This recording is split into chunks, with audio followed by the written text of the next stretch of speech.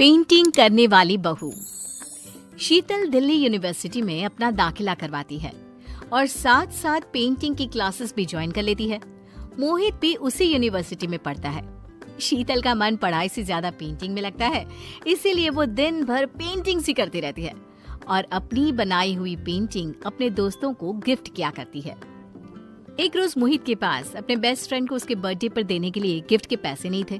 तब वो सोचता है, क्यों ना शीतल से बात करूं, वो तो ऐसे भी पेंटिंग बनाती रहती है अपनी प्रैक्टिस के लिए, तो उसी से रोहित की पिक्चर बनवा लेता हूँ।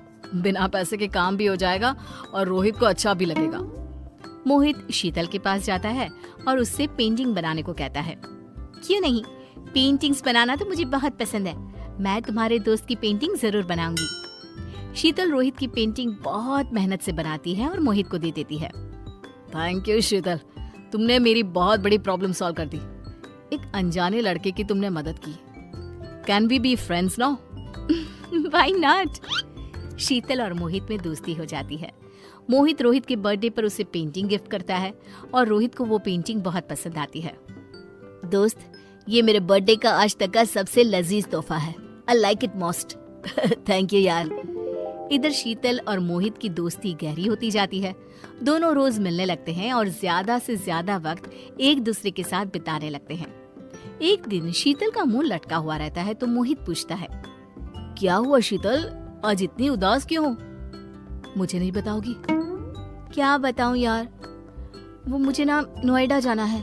इंडिया के बाहर से कुछ लोग पेंटिंग का सेमिनार करवाने आए हुए हैं और कुछ अलग सिखाने भी। मुझे उनकी क्लास अटेंड करनी है, लेकिन कैसे जाऊंगी? एक वीक तक रेगुलर पब्लिक ट्रांसपोर्ट से गई तो लेट हो जाऊंगी। समझ में ही नहीं आ रहा क्या करूं।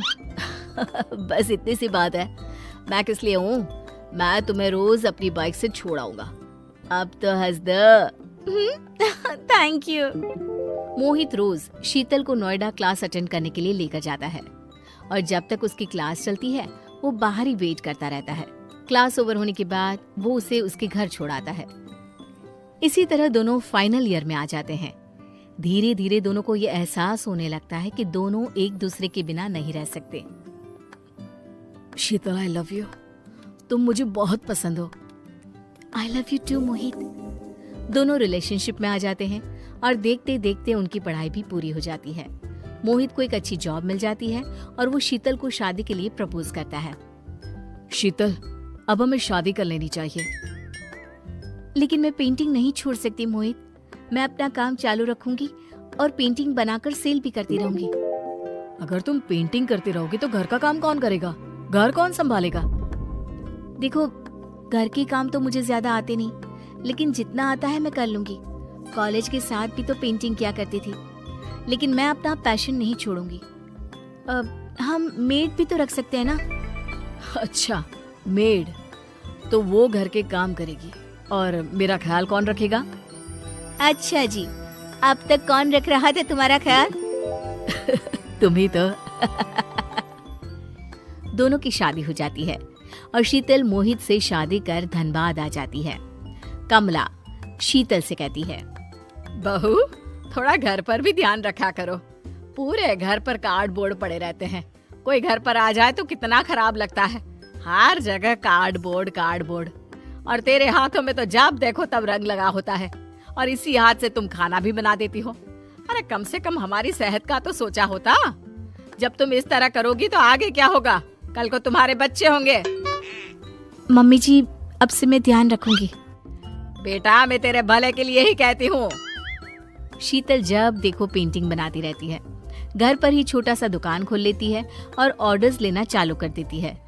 जगह जगह स्टॉल्स भी लगाती है और धीरे धीरे धनबाद में शीतल की पहचान बन जाती है। लोग उसे जानने लगते हैं।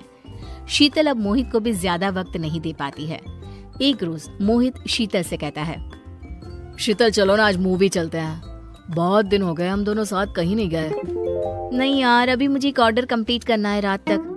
क्या यार, जब देखो पेंटिंग पेंटिंग, जिंदगी ही खराब हो गई है मेरी। मुझे लगा था कि शादी के बाद तुम पेंटिंग करना थोड़ा कम कर दोगी, लेकिन तुम्हारा पैशन तो दिन पर दिन बढ़ता ही जा रहा है। क्या करूं मैं? शीतल रोने लगती है और वहां से चली जाती है। एक बार धनबाद में बहुत बड़ा एग्जीबिशन लगता है और शीतल का एक कस्टमर उससे कहता है, दीदी, आप उस एग्जीबिशन में अपनी पेंटिंग क्यों नहीं बेचती हैं? आपकी पेंटिंग्स का तो कोई जवाब ही नहीं है। देखती हूँ, मेरा जाना तो पॉसिबल नहीं हो पाएगा। शीतल के दिमाग में कस्टमर की बातें घूमने लगती है और वो सोचती है, कल अपनी पेंटिंग वहां भिजवाई देती हूँ, क्या पता कुछ अच्छा हो जाए। शीतल अपनी फ्रेंड के जरिए अपनी बेस्ट पेंटिंग एग्जीबिशन में भिजवा देती है। पता नहीं पेंटिंग किसी को पसंद आएगी या नहीं, पता नहीं क्या रिएक्शन होगा सबका। इन्हीं सभी बातों में शीतल खोई रहती है और गलती से कार्डबोर्ड सीढ़ी में रख देती है और विमल गिर जाता है। ये देखकर मोहित और कमला आग बबूला हो जाते हैं। अरे माथा खराब हो गया है इस लड़की का, इस रंगाई पुताई में सबको मार कर छोड़ेगी। कुछ लोगों ने तारीफ क्या कर दी, पागल ही हो गई है ये तो।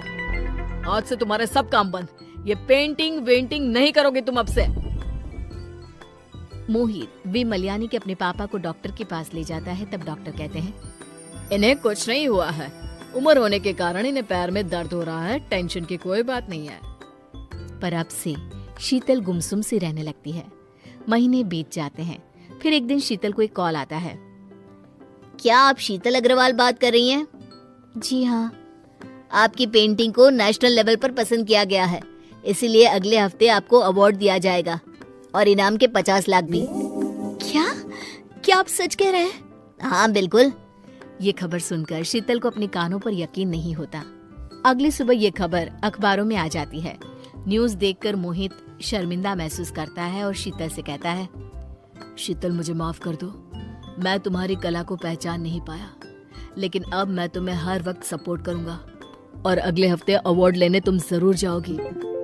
कोई बात नहीं मोहित, मैं तुम्हारे हालात समझ सकती हूँ। मोहित शीतल को अवार्ड दिलाने ले जाता है और इनाम के पैसे से शीतल अपना बहुत बड़ा दुकान खोल लेती है।